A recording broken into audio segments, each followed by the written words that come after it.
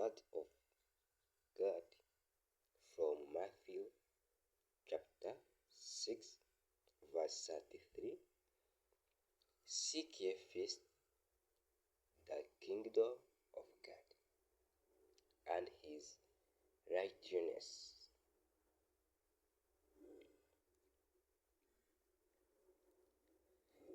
In the morning prayer, we start with Jesus,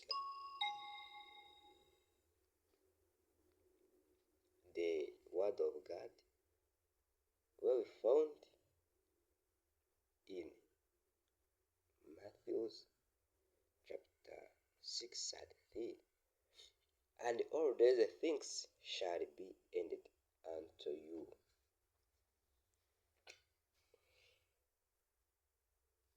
In expression word, seeking the things of God should be your first priority. When you treasure the things of God, you have put yourself in a place where everything that you require will come. God takes care of his own. He always does. Don't think you are missing out on anything when you are focusing on God, because you truly aren't. But seek first the kingdom of God is the first good things in our daily life.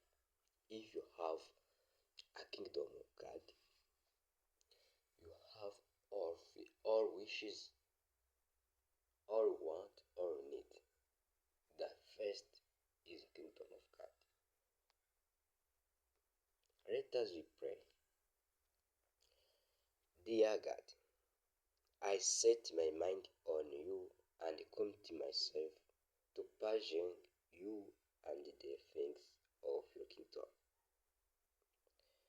It is more profitable to chase the things of God than the things of this world. You give life, the world does it not. May I always remember this, Lord, in Jesus'